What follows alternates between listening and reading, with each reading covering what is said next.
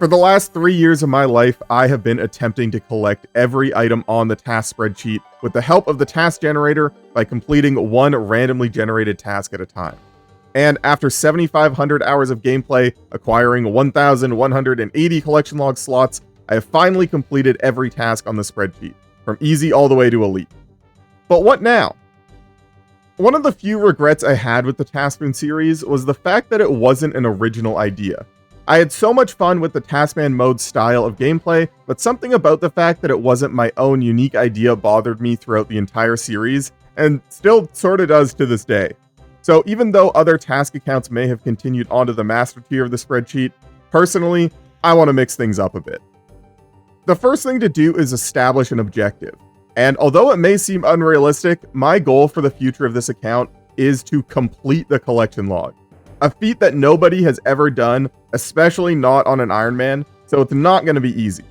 Along the way, I have a series of other objectives, including but not limited to: 1, I would like to get the Dragon and then Gilded ranks of the Staff of Collection. 2, I'd like to complete all combat achievements, which is a requirement for the Grandmaster tier. And 3, I want to get every pet and jar in the game. Now that we've decided on what I want to do, next up is the how. As I mentioned before, for the entirety of this account's existence, I have been relying on the task generator to tell me what to do, but I want to change that. I still want there to be some element of randomness, but because most of the items I have left to collect are somewhat or even significantly slower to acquire, for the sake of the videos and my own sanity, I want slightly more agency in deciding what activities I'm doing. And I think I've come up with the perfect solution. So, the big reveal, here's the plan. I've gone through and counted each and every item I have left in the collection log. I then organized those items to create different categories like boss uniques, clue uniques, minigame uniques, etc. Most of the categories items were fairly easy as they fall directly under the categories of the collection log itself. Some I had to decide on my own. I then went and put those categories on a wheel, because the internet loves wheels.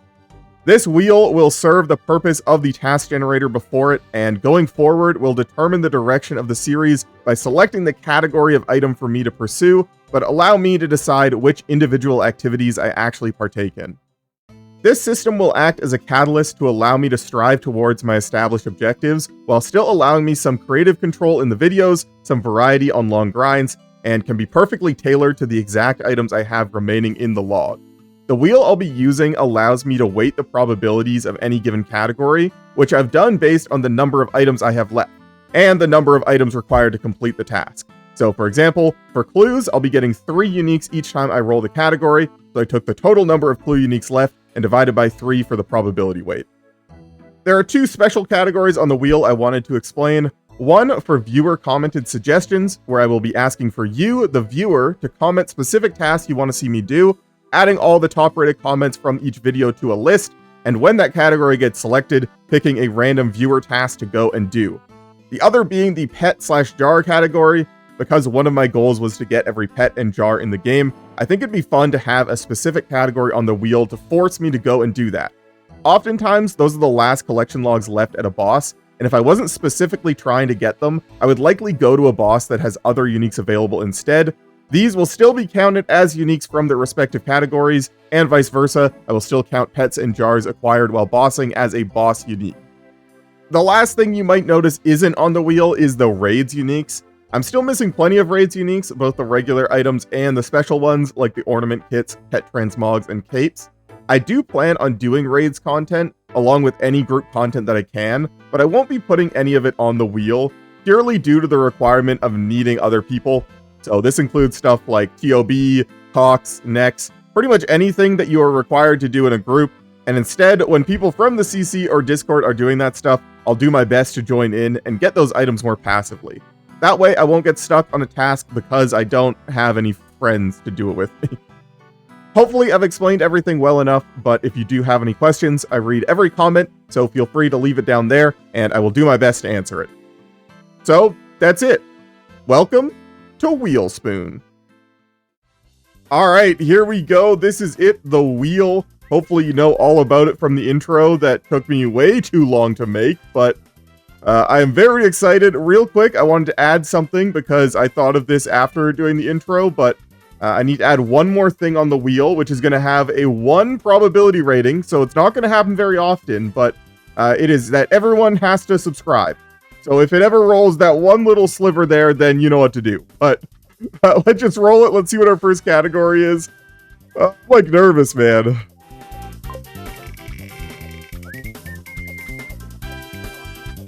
Okay, well, we're starting things off a little spicy. Pet/jar, let's do it.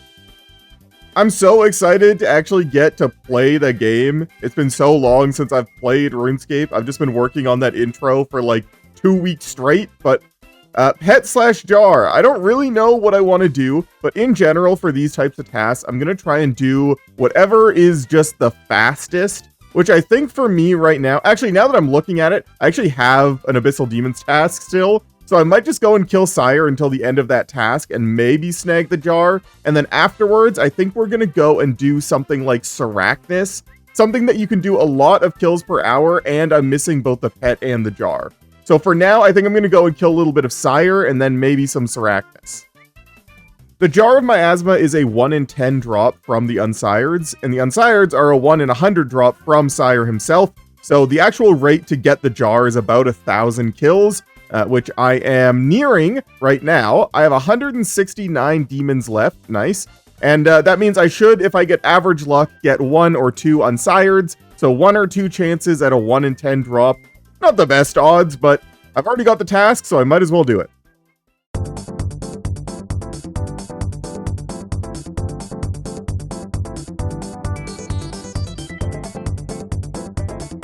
One thing you might notice me doing and other people doing Sire is shooting the boss once before doing a Shadow Barrage.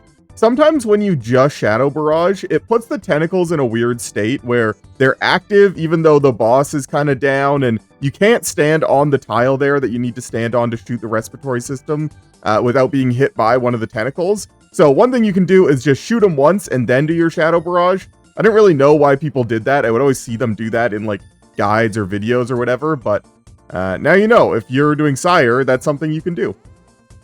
And while we're here talking about Sire tips, I might as well mention this as well. I noticed that if you spam click Sire as soon as he's coming off his throne, you end up doing 2 attacks on him while he has 50% damage reduction. So what I like to do is wait till he takes 2 steps and then click him. You'll get 1 attack with the damage reduction, which you might as well do because it's free. And then your second attack will come as soon as he's fully vulnerable. And likewise, on the next transition, you can fit in 3 attacks, but the last one is again 1 tick away from being not with the damage reduction. So I attack him twice, which hopefully I'll show right here. I attack him twice while he's moving, and then on the last one, I delay my attack by 1 tick. So right here, I wait 1 extra tick, and then I attack. That way you're getting as few attacks on the damage reduction as possible, while still maximizing your DPS. Hey, let's go! That was on kill number 18 for the task, and we already got an Unsired, so let's just freaking do it. Again, the only thing we care about is the jar. Literally everything else. I mean, I guess another bludgeon piece means I could make the bludgeon, which is worth a lot of money if I want to put it in, like, Death's Coffer or something, but jar would be the good thing, so let's see it. Well, that sucks. Let's go! Unsired drops are always so funny because the item itself isn't really valuable. It doesn't have a loot beam. It always takes me a second to realize that, like, that's the thing that I want, which is great. I'm just gonna finish this trip and then we'll go and see what I get. All right, game, it would be really cool of you to just give me the jar. I got the jar! Oh my... I don't believe it, dude. What happened here? This is like the best luck ever. Let's go.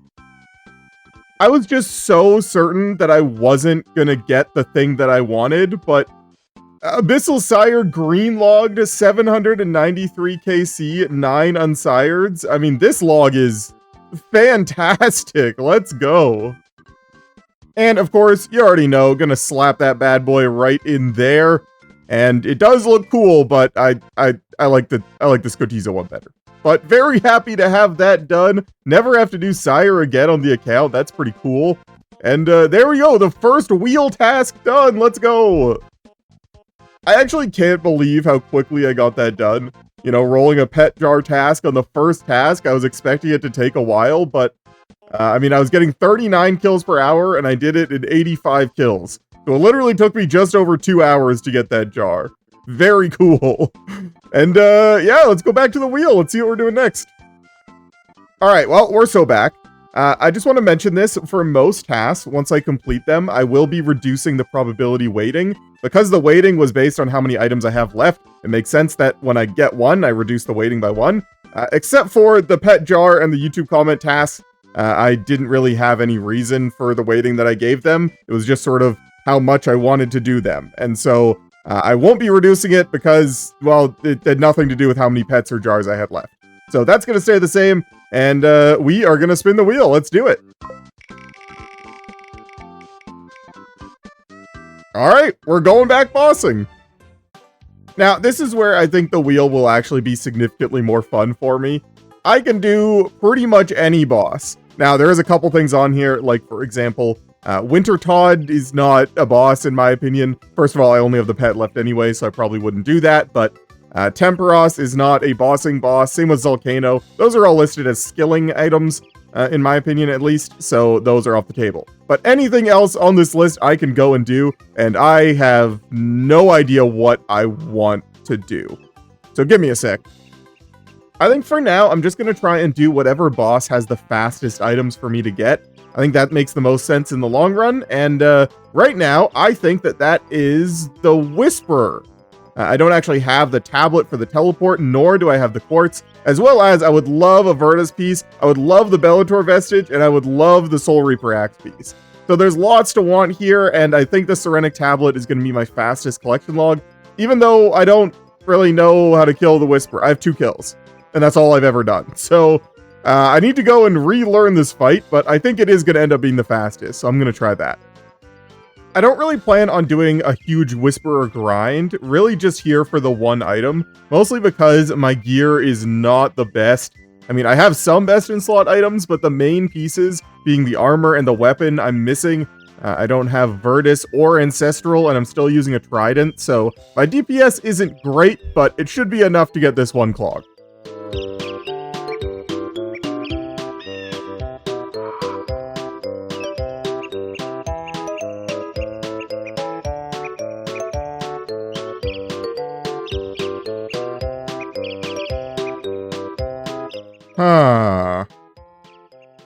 So for some reason, it just didn't occur to me that she can actually melee at all times.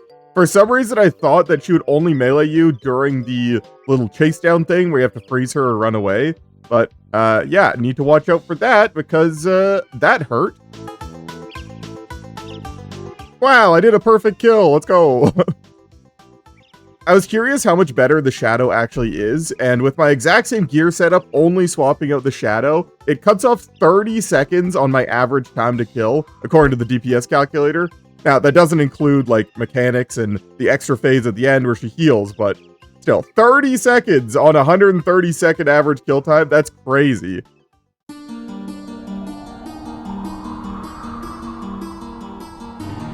Why? What? I was so confused, because I feel like that happened to me before, but I just thought that because I didn't really understand the boss, I must have been missing something. But apparently, sometimes she just doesn't do the bind attack after the first special, even though she's supposed to. Apparently, if you just do too much damage to her, she just won't do the attack. So I'm sitting there with my freeze ready, waiting for it to go off, and then she just does 3 normal attacks and, like, kills me, essentially. I don't know, why is it designed like that? Jagex, fix this. What the hell?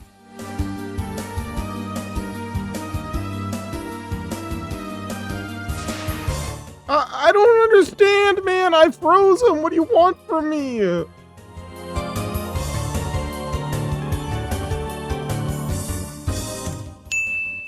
Hey, okay, well, at least I got it. I would be so bad, dude. Alright, well, I guess I will include my mini crash out in the middle of that kill, but, like, what even was that? I need to go back and watch the clip before I really crash out, but, like, I definitely froze her. I don't know. Okay, yeah, I just went back and watched it. I definitely waited until the projectile was coming at me. I used the freeze hit, and she just kept walking at me and hit me for a double 25. I don't know, man. Whisperer, it's just not a fun boss. I don't know. Well, either way, I got the collection log I was after, the Serenic tablet. Can use that on my Ring of Shadows. I now have all the teleports, which is really nice, and that'll be really useful for when I do actually have to grind out this boss for its drops. For now, I won't be back here for a while until I get some mage upgrades at least. But there we go, another task done. Also, in case you were thinking that these were going by really quickly, they are. I think the fact that I get to choose what I'm doing and I can choose the fastest thing is really nice, but I've also gotten really lucky on both of these items. I believe the Serenic tablet is a 1 in like 25 or something, and I only ended up doing 10 kills. And then the jar, I don't even want to talk about how lucky I got there, but I have a feeling this is going to slow down really quickly. I mean, I guess it depends on what we roll. And speaking of, let's go spin the wheel, see what we're doing next. All right, back on the wheel, just going to decrement this by 1 for the item that we got. And let's spin it, see what we're doing. Another boss item. All right, let's do it. Again, at least for now, I've got a lot of options here, but I think I'm going to go and try out some melee Zulrah. Now, the only collection logs I'm actually missing here are the pet, the jar, and the 2 mutagens, which are fairly unlikely, but I just want to try out melee Zulrah. I think it sounds fun. From what I've seen, it's actually really strong. It's just sort of annoying because there are some places that you can't really hit it, or at least not when the venom clouds come out, but I want to go give it a shot, so let's do it. So basically, the update was just that they now allow you to hit Zulrah with a halberd. This was a change they made on leagues last time, and people seem to like doing melee Zulrah. The OSRS team seems to think that it's not going to be any better than other setups, and as far as I've seen, it's pretty comparable to a lot of mid-game setups. Now, the only requirement is basically a Noxious Halberd. No other halberd is going to be enough DPS. The Crystal Halberd's just there for specs, and the Noxious Halberd's going to be for everything else. Some people will bring a ranged switch, specifically the Eclipse Atlatl, because it scales with the melee armor that you're already wearing, and there are some places where you just can't hit Zulrah with melee, at least not with the clouds out, so I don't know if I'm going to bother with that. I'm going to start with just the halberd, so I'm not tempted to be lazy and just throw on the Atlatl, but again, I haven't done this before, so we'll go see.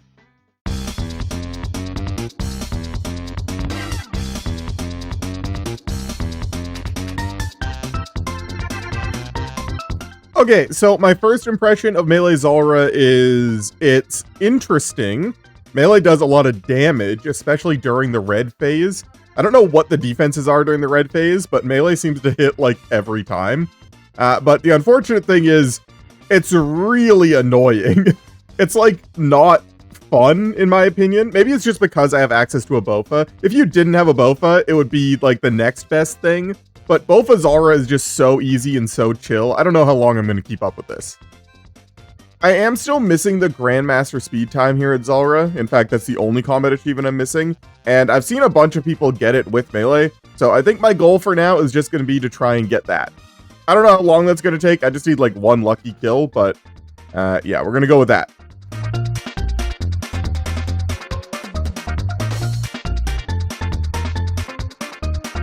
Okay, well, that was easy. That was literally my second kill after saying I was going to do this until I got the speed time, and then I got it almost immediately. So I did a bit of math, and the combined drop rate to see any of the drops that I'm missing, so the pet, the jar, or either mutagen, is about a 1 in 1,125, which isn't the worst odds ever, but it's definitely not the best. So I don't know how long I want to kill Zulrah for, but I do want to stack up a few more scales in the bank, and I want to compare it to the range method. So I'm going to do a little bit of range Zulrah now that I have melee Zulrah fresh in my mind, and compare the two, and then honestly we'll probably move on, because I doubt I'll get it. Going back and trying the Bofa only, melee is definitely significantly faster. Like, you do way more damage, but I don't know, something about the laziness of Bofa only is so nice. Zulrah in general, I'm not really looking to be as fast as possible. It's more so just getting as many kills as I can without wanting to stop, and I feel like Bofa only is really good for that. The melee kills were fun and fast, but just having to focus and think about where I'm standing and where the next phase is going to be so much more is just a little bit less fun and makes me not want to do it as much. But I think I'm going to stop with the Zulrah. That was interesting. Glad I got the GM time, but I have a new plan. So the plan is I'm just going to go and do some Slayer. I haven't been able to do just like normal Slayer in so long. Because most of my tasks were always very specific, it was always faster to just go and do some Turiel or Aya skipping. So for now, I'm just going to kill these Abyssal Demons, finish this task off because I don't need to do Sire anymore. And then we're going to go and just do some regular Slayer. Maybe at Konar, maybe at Kuradel. I haven't decided yet. Konar would be nice because I do still need some Brimstone keys, but we'll figure that out. Either way, I'm going to do some Slayer and basically just do whatever boss tasks I get. Also, if I do get any greater demon tasks, I am going to go to the Tormented Demons. People have been speculating that the Purging Staff is going to be useful at Yama, and technically I don't have that. Even though it's not a collection log, it would be a cool item to get. So if I get any greater demons tasks, I'll go over to Tormented Demons. And pretty much every other boss task, I'll just do whatever boss they're related to. Unless I've already green logged it, then I'll just do whatever. Oh wait, since when did I have an Abyssal Demon task? Oh, this might be a Wilderness task now that I'm thinking about it. I was like, since when did I have another Abyssal Demons task? I was just looking at my block list and seeing if there's anything I needed to fix, and sure enough there is. I'm going to unblock Hellhounds now because I need to get the jar and the pet from Cerberus, and I'm going to unblock Calphites because I'm going to need to kill Calphite Queen at some point. Don't get me started about that. And everything else on here I think is fine. I've greenlogged Krakens, I've got all the Drake stuff. I think everything else on here is good. Oh, Dagonauts. I'm going to need the DK pets. Alright, well, I guess taking that off too. So I ended up getting 2 boss tasks, one for Araxxites and one for Smoke Devils, both of which I need things from. From Thermy, I just need the jar, and from Araxxor, I need the pet and the jar. So I'm going to be doing both of these. And I just wanted to reiterate, just because I'm not on a pet jar task, the pets and jars still count as boss items for the bossing task. So, yeah, I'm going to go and do both of these. I think I'm going to start with Thermy, because I haven't killed Thermy in a long time.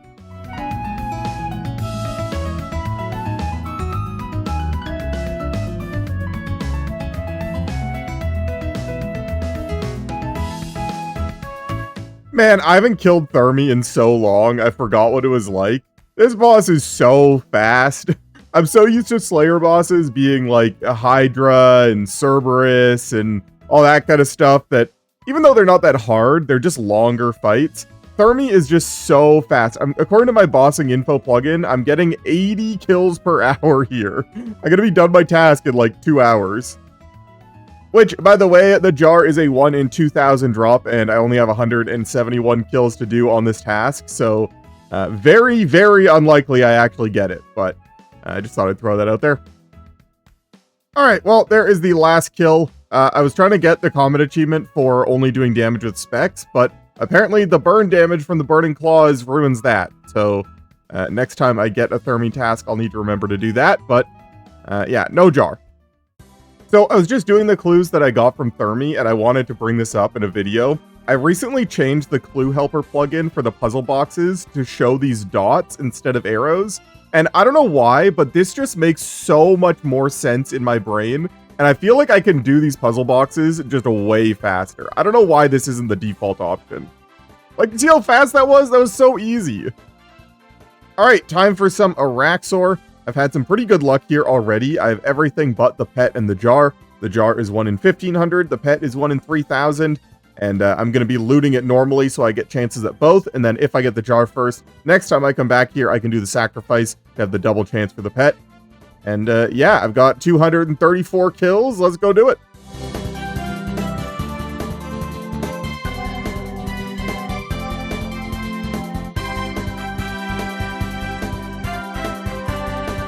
You know, believe it or not, Araxxor is actually the #1 place I was excited to have an Infernal Cape for. With my setup before, with a Fire Cape and Primordials, my max hit with the Bludgeon was a 57, and if you didn't know, the Araxxite baby guys have 58 hit points. And so I was 1 away from being able to kill them with a guaranteed max hit. Now, with the Infernal Cape, I can actually swap out Arania Boots and still have a 58 max hit, which means that for the green Araxxites, I can just go over and whack them once, and that way I don't have to deal with their chip damage. And I have the Arania Boots, which protects me from some mechanics. Not a lot of them, but here and there, sometimes you get hit, and these can save you. So I'm actually really happy with the new setup. So remember what I said about Thermy feeling so fast and being so much fun? Araxxor is kind of like the opposite of that. Not that it's not fun, I guess the boss is fine. It's not my favorite, but it's okay. But man, do these tasks take a while. I feel like I've been here for like 5 hours already, and I'm barely halfway done. Not even halfway done. Oh boy.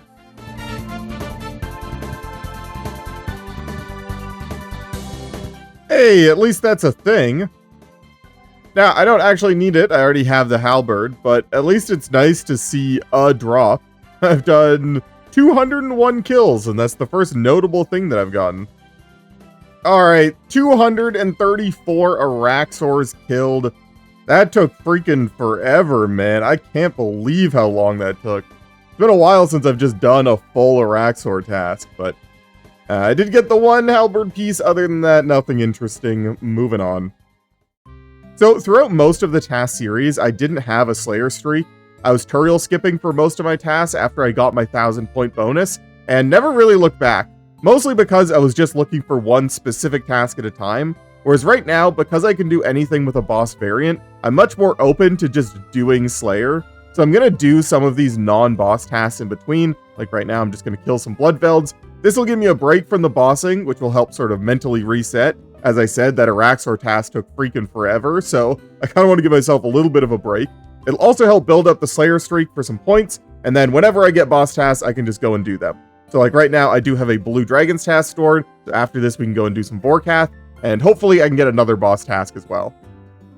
There are a couple things that I can still get from this. For example, the Eternal Gem. I'm never going to be able to get that from bossing because you need superior Slayer monsters, so maybe I can get that passively. As well as, now that I'm thinking about it, I probably could be doing this at Konar to get some Brimstone keys, because I'm missing a Dust Mystic piece as well. But then again, then I might get a task in a place that I would rather do the boss variant, but I can't because of where she tells me to do it. But I don't know, maybe I'll go to Konar. That could be fun.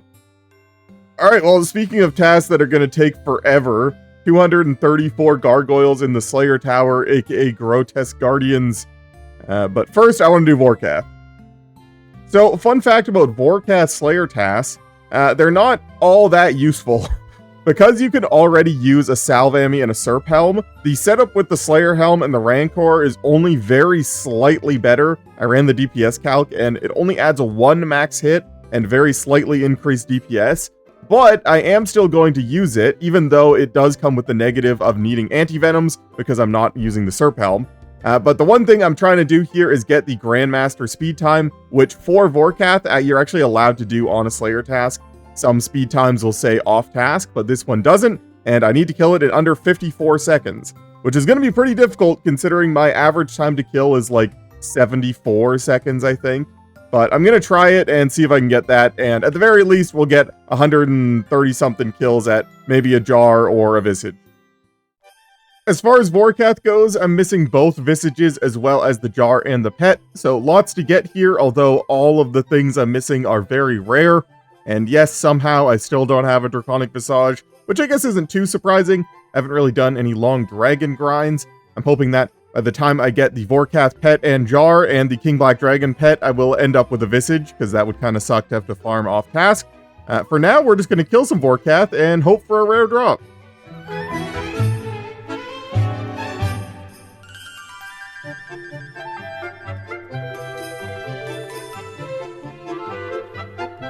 Okay, hello, good morning. I was killing Vork most of last night, got tired, decided to come over here and cook some food before I went to bed. And today, the news of the poll passing was announced, which means that we are in fact going to get stackable clues, which is something that I've wanted for a while.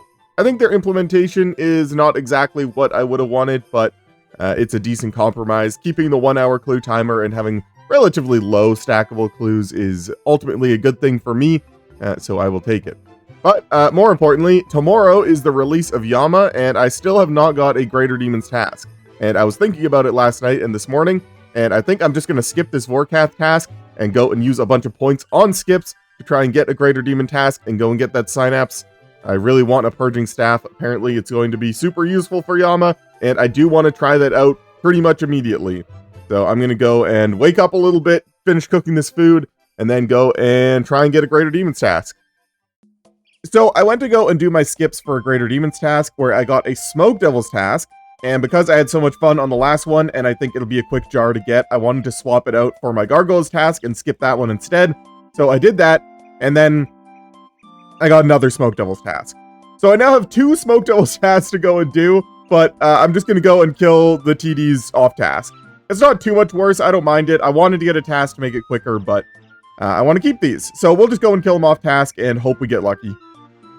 Man, I guess it makes sense. Like, everyone else is doing the same thing, trying to get a Synapse before Yama comes out, but I cannot find a single world or chamber that's empty. Every single world I hop to, there's someone here. And I've done this at multiple chambers now. This is crazy.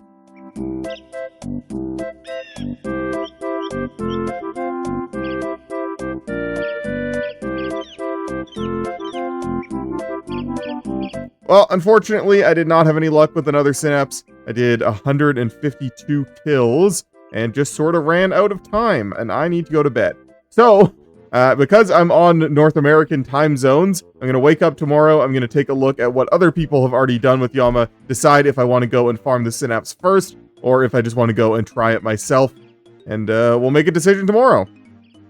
Okay, hello, it is the next day. I've been looking up some stuff on what is required for Yama, and pretty much everything just says Mage Melee. You don't need range at all, which people were speculating you could use 2 of the 3 styles, but didn't know which ones, and apparently range just isn't useful there. So I think instead of farming out another Synapse, at least for now, I'm just going to go and revert my bow, go and make a Purging Staff, and we're just going to go and try it. If I go over to the collection log here, you can see lots of new collection log slots. For some reason, the Dragon Chain Body's on there, but 10 new items, including a pet, a teleport, the Oath Plate Armor, which is apparently an endgame armor set for slash accuracy, basically Inquisitors, but for slash. The Soul Flame Horn is a magic weapon, but not really. It's just used for the spec. I don't really know what that's about. And then, I don't know, a bunch of other stuff. So I'm going to go figure out what all this is. I think I'm just going to go and do Yama and try and get a bunch of these. This is going to count as my boss uniques. And then whatever ones I don't get, I'll go and add to the weighting probability of the boss uniques on the wheel. And yeah, I'm going to go and do all that. I'll be back in a bit. All right, first time making a Purging Staff. Figured I'd record this in case there's a fun animation, which it looks like there isn't. Okay, cool. Purging Staff acquired. So Yama is located down here at the bottom of the Chasm of Fire. As you can see, all of these people jumping down here. They added these new agility shortcuts. So you can click on this chain and you go all the way down to the bottom right next to him, which is super useful. And I believe I need to talk to him about some stuff. So give me a sec. Okay, so this is the room. This is Yama. There are these glyphs on the ground that you have to interact with throughout the fight. This is the big guy. If I click challenge, he should come down in the middle here. Obviously, I'm not prepared necessarily, but yes, I will sign the contract to fight you. And I just want to see what he looks like.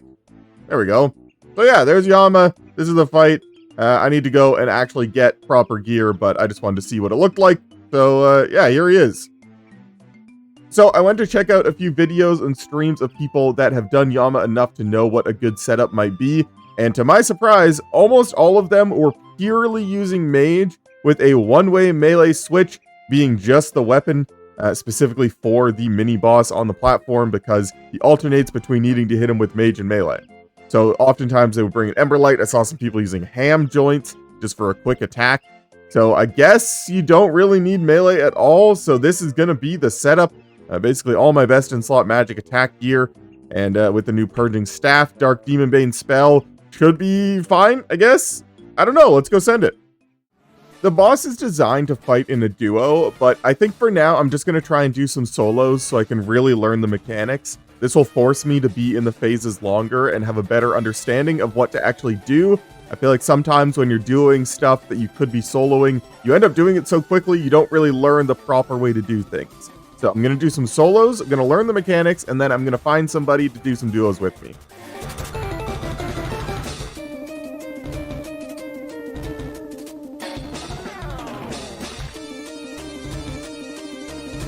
Huh. It's crazy how much you can learn from one attempt.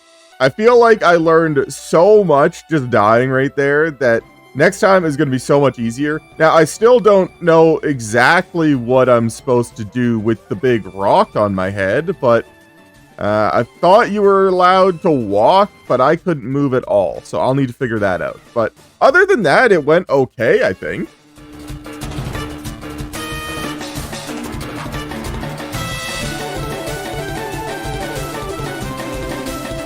Wow, that was close. But I did it! Again, I feel like I learned a lot on that attempt, most notably about my inventory setup. I definitely don't need that many restores. I can bring a bit more food for some safety. And just about the boss fight itself, honestly, it seemed kind of fine. I'm not going to say easy. It's definitely not easy, but definitely very doable. So now that I've killed the boss, let's talk a little bit about the loot, because I have gone and looked up stuff. Obviously, there's a pet and a teleport, like most new things added to the game these days. Then there is the Oathplate armor, which is the slash version of sort of Inquisitors. It's kind of like, if you're slashing, it's better than Bandos, but if you're not, it's worse. I don't really know where that fits into the meta, but it's there. Soulflame Horn is, like I said, the magic weapon, but it's mostly used for the spec, which is that it guarantees a hit or a good hit with your next melee attack for you and people around you or something. I don't really know. Apparently it's good for group activity stuff. Then there is the Rite of Vile Transference, which is the upgrade to Death Charge, which makes it restore twice. So you get 2 restorations, making it essentially twice as good if you have 2 things to kill. The Forgotten Lockbox is just like the Frozen Cache. I don't know why they add these. I don't like them.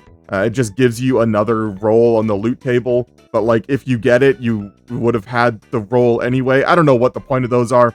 Then the Dossiers, I believe, give you contracts or teleports or something else. I don't know. I think you can choose between them. And then the Barrel of Tallow is for the new Surge Potions, which restore 25% spec on a 5-minute cooldown.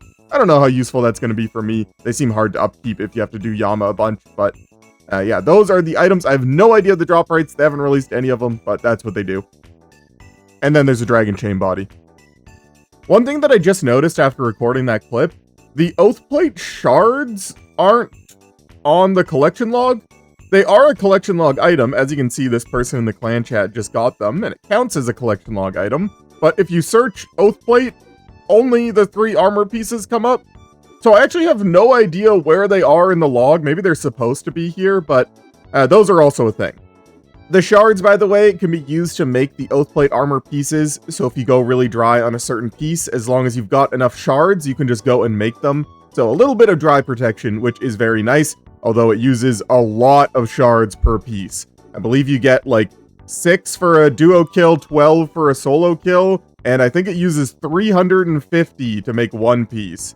So not really a reliable way, but it is nice dry protection.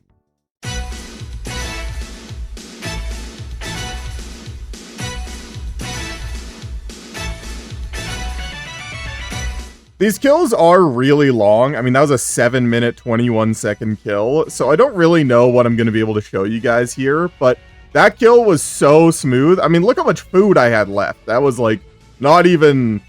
before I said that it wasn't easy, that was actually very easy. I don't know. Maybe I'm just gamer, but yeah, these Aether Catalysts, you can use them to make a combination rune that is Cosmic and a Soul rune combined.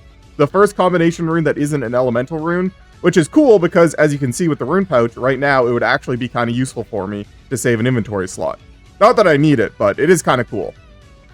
I'm not sure if I just got really lucky or there's some mechanics behind the loot drops, but I did get 850 of these Aether Catalysts, which is the max drop according to the wiki. It says 154 to 850. So I don't know if I just got lucky or I did something, or maybe it's like how the Desert Treasure 2 bosses have like perfect kill mechanics. I mean, that definitely wasn't a perfect kill, but maybe it's based on speed. I don't know, but that was kind of cool. I forgot to turn my recorder on, but I got the Barrel of Demonic Tallow, which technically does complete the boss unique task, but I am going to stay here. But that is kind of cool.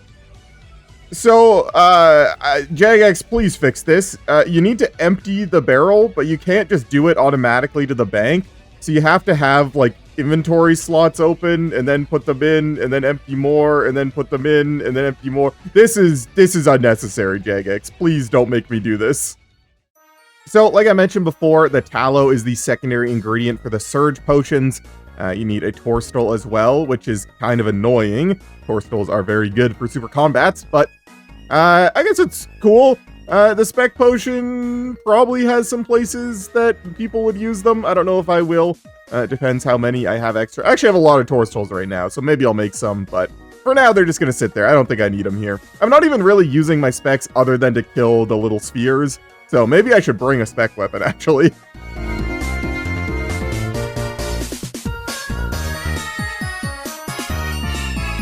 See, like, why couldn't I move there? I'm so confused. Wow, another 850 drop. I wonder what that's for. Like, there definitely has to be a reason why I'm getting the exact max number of Aether Catalysts. I just don't really understand the loot mechanic. Like, that kill was super slow. I just wasn't hitting in the last phase, and yet I still got the max. So maybe speed isn't it? I don't know. I don't know what that is. In case you were wondering, there are no combat achievements for Yama as of right now. This is a fairly common thing they've been doing, where they release the boss and then they give it a week or two, fix the bugs and figure out how the boss works, and then put the combat achievements in later. Kind of unfortunate, because I could be getting a bunch of free combat achievements here probably, but I'm sure I will be back for plenty of kills later. So yeah, I just wanted to mention that. Hey, another barrel. So now that I've done the fight a little bit, I've made some adjustments. A lot of times people just follow whatever the top streamers are doing when new content gets released, but I've decided to make a little bit of adjustments on my own. So for starters, I'm bringing the Noxious Halberd instead of the Emberlight. On the mini-bosses, you can actually step under them and have them hit themselves, and they do that in a 5-tick cycle. So sometimes when you're using the Emberlight, you actually end up losing DPS because you have to go out to hit on the 4th tick, and then it shoots away from himself. And so with the Noxious Halberd, it just helps stay in that 5-tick cycle. Kind of annoying that it's a two-handed weapon, but just based on the amount of damage it was doing, I think it's worth it. I'm also bringing the SGS. I'm not really speccing anywhere, so I just throw in an SGS spec on the mini-boss. It's a guaranteed max hit, so even with no melee strength, it still heals and gives some prayer back, which is nice. Might as well do it, because I'm not really speccing anything anyway. And other than that, I'm just going to keep going.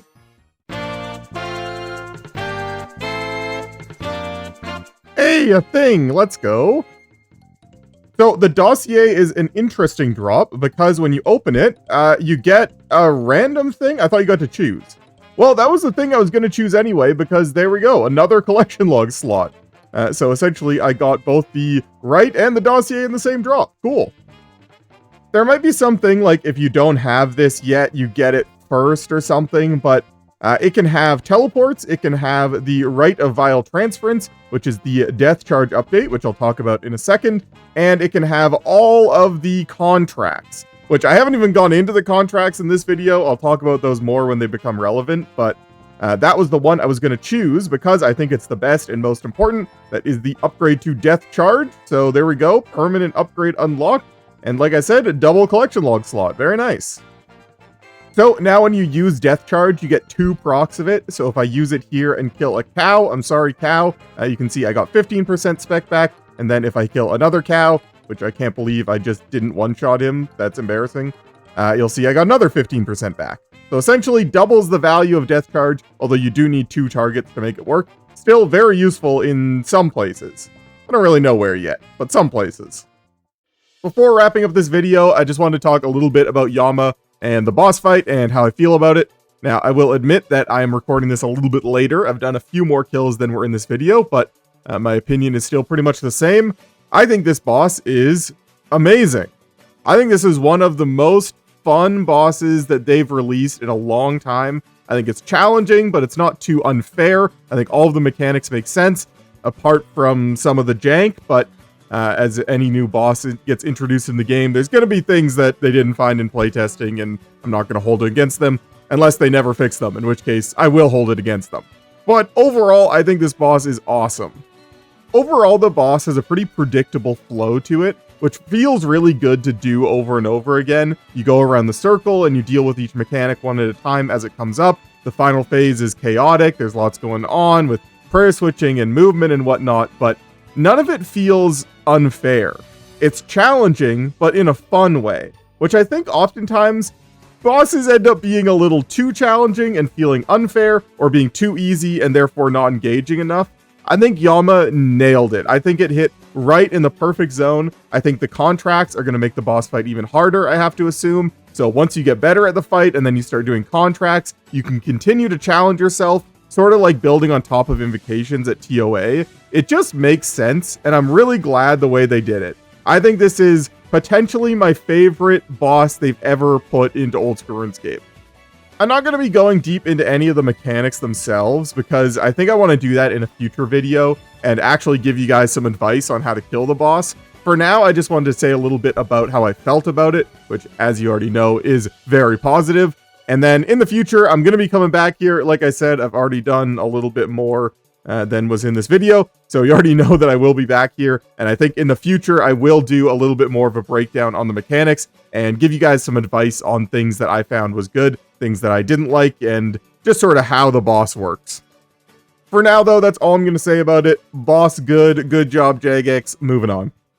So that's going to be the end of this video. I hope you guys enjoyed, and I hope you're as excited as I am for the new series. Don't forget to leave me some task suggestions in the comments below, and I will see you guys in the next one.